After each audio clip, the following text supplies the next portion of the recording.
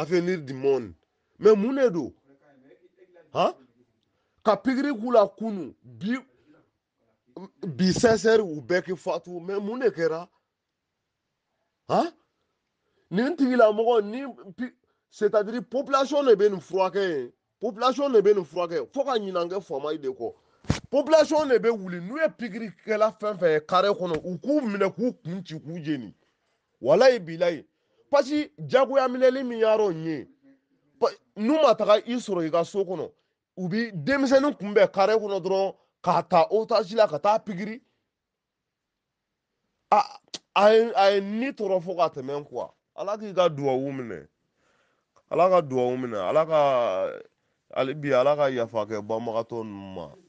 wallahi ala k'a n'a ɲɔgɔn wɛrɛ cɛ jiɲa vraiment ça fait mal a man ɲa quoi ni ala cɛ c'est pas bon maliyɛn de ka kan ka wuli k'i jɔ sisan a ye vocal ni partager bɛɛ k'a mɛn n'o kɛra hali mɔgɔ min bɛ ka vaccination nin kɛ u bɛ siran ka taga yɔrɔ i la parce que mɔgɔ i bɔra ko kalama déjà bana furakɛ tɛ tubabu min bɛ ka faga yan chaque jour diɲɛ ma don o don 800 personnes 700 personnes munna u ma pikiri lajɛ yan Afrique ma k'u ka ɲamanbɔnyɔrɔ ye sa wa c'est quoi ça an balimaw ani ɲankuma an bɛɛ ye ni video in ye ani ni audio in ye ani ni photo in ye an ka groupe whatsapp kan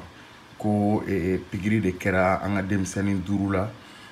k'olu dalen filɛ nin ye ko olu sara n'i bɛ fɛ ka n'i ye nin fɛn sugu ye nin dabali banko sugu ye n'i ma prévoya la source ɲɛnama t'a la i kana da la ten tɔ donc pour que i ka vérifier an bɛna vérifier pour que aw ka dɔn aw bɛ vérifier cogo min donc n'i nana Google kan i bɛ Google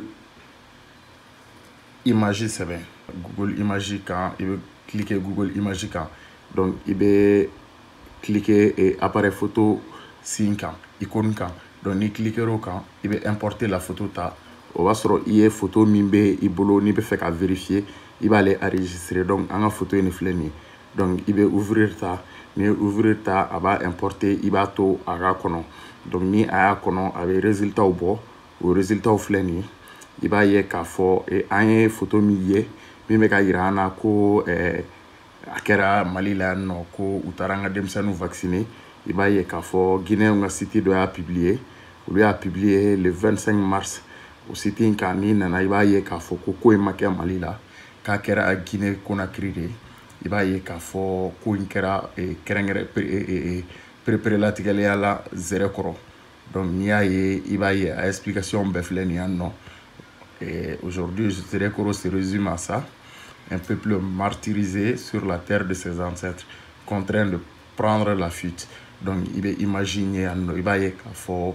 ale publiera ani san cɛ a bɛ wagati caman bɔ internet kan donc u bɛ image ta k'u bu u ka cadre kɔnɔ k'u bu contexte kɔnɔ k'u bila contexte wɛrɛ kɔnɔ ka vocal k'a kɔrɔ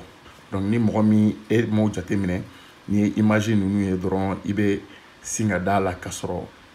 a dɔw ma tourner yan a dɔw ma kɛ yan yɛrɛ donc n'i taara internet kan dɔrɔn i bɛ se k'a dɔw jateminɛ donc fɛn caman bɛ circuler an ka groupe whatsapp kan mɔgɔw kana a bɛɛ minɛ kuranɛ kolo ye n'i ye fɛn o fɛn ye n'a kabako ko don i b'a vérifier k'a lajɛ a kɛra yɔrɔ min na n'i ye nin fɛn in kɛ ka taa Google image kan ka image importer ale b'a permettre i k'a dɔn image publiera siɲɛ fɔlɔ min na a publiera yɔrɔ min na a publiera contexte min na donc o b'a permettre i k'a dɔn image n'a bɔra Mali de don ou bien ni fan o fan don i b'o ye donc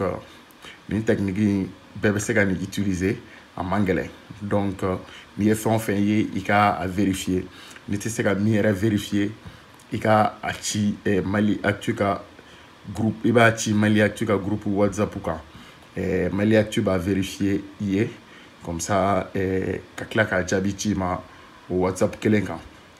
donc an ka numéro bɛ whatsapp kan ni min bɛ fɛ k'an nasɔrɔ